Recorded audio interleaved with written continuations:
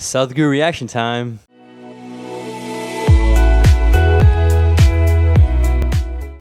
Present practice.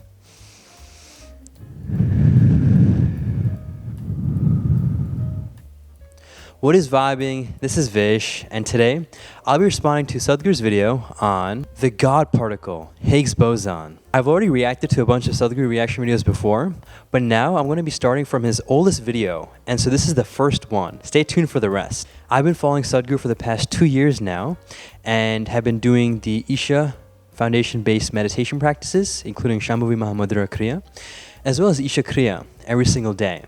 And I have other videos on that journey. Check them down below. Before we start, I would love to hear what you think about the God particle, or the Higgs boson, in the comments down below. Let's get straight into the video.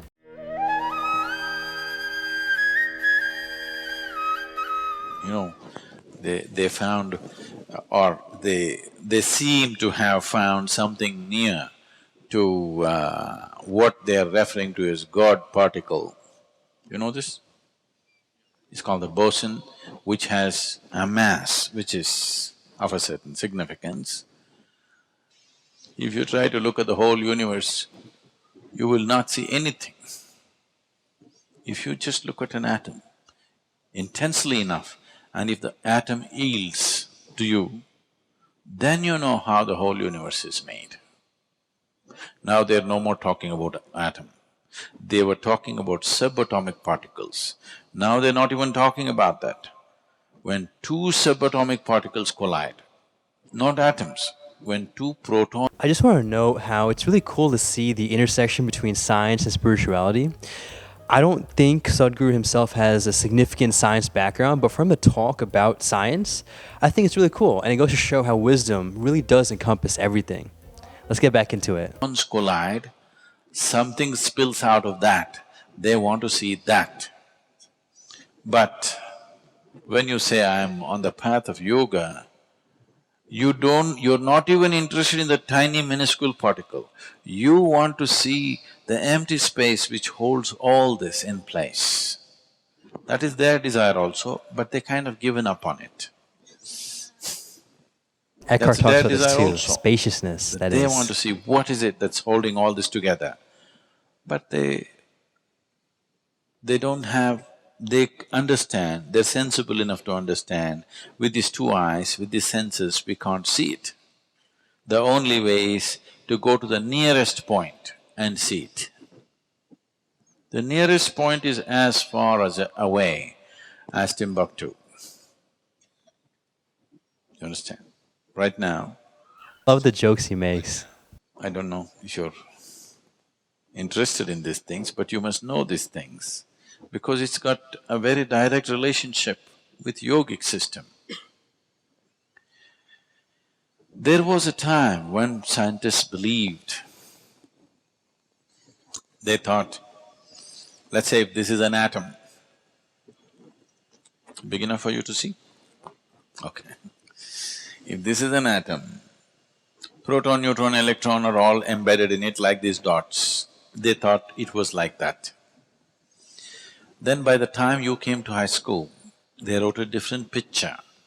They wrote one central circle which contains proton, neutron, and electrons are going around like planets in different formats. Yes, you've seen those pictures? But now they know it's completely wrong. And we have always known it's completely wrong. That's why textbooks never ever interested me, because when I look at it, it looked dumb. Shouts out yogic systems. Today, suppose this is the size of the core of the atom. The electrons are, let's say, somewhere approximately a mile away.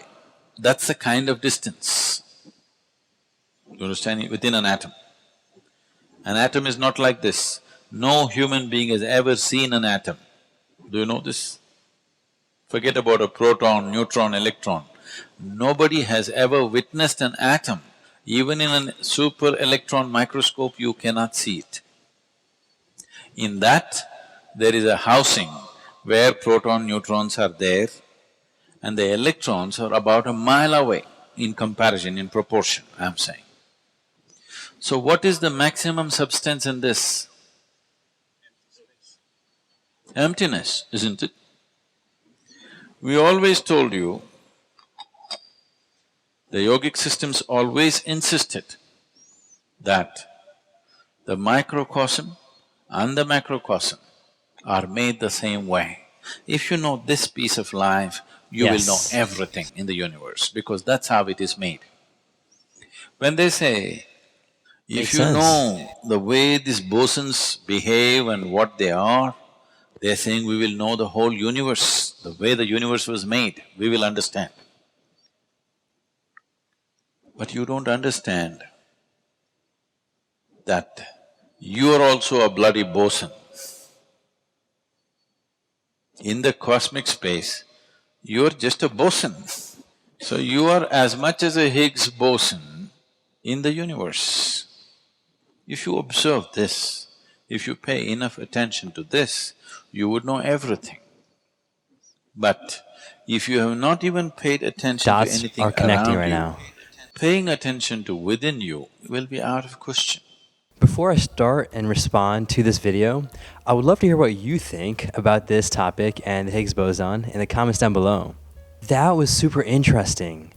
Again, just to reiterate how cool it is to see a guru and science connect or interconnect. It's really fascinating to see. And it just further strengthens the idea of how wisdom truly does encompass everything, whether it's science, life, school, play, it's all one as wisdom talks. Or does it talk?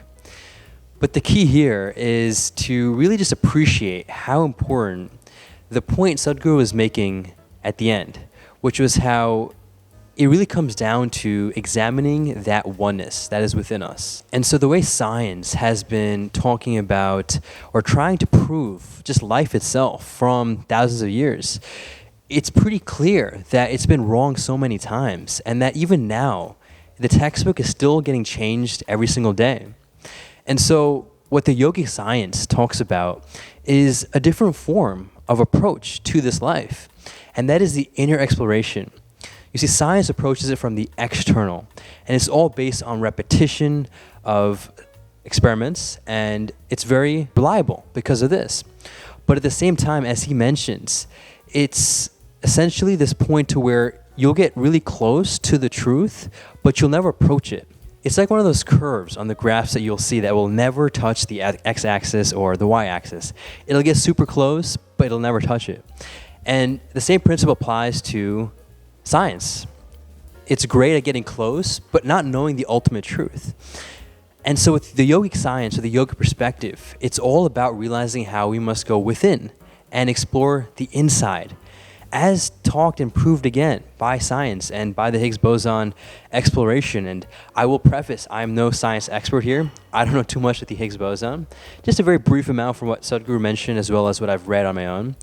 And it makes sense. If you could truly explore and see what is within the atom, or in this case, the thing within the proton, you will know the truth or the ultimate nature of the universe. Well, why do all of that with equipment and science when you can do that yourself? And now this is where I will say, is this truly a possibility, and is this something I've done myself? No. And that is why I always like to keep it open to an I don't know perspective on life. And that's where science is also great to a certain extent, because most of the scientists, or I'm not going to generalize here because I feel like there's different communities in science too, but essentially it's all about just saying I don't know. The moment you say I don't know, as Sadhguru beautifully says, you will be open to the ultimate truth. The moment you pick a side, and especially from the atheistic / scientific community, again, not to generalize all of science, but a lot of the science community tends to dismiss things that they don't know. So if there is this idea talked about with the yogic science, for example, with exploring that spaciousness within the atom, but there is no science to prove it, it gets dismissed. And it's like, there's no way that's possible. And I have a lot of friends who are science majors and pre-med kids that have this exact same way of thinking about it.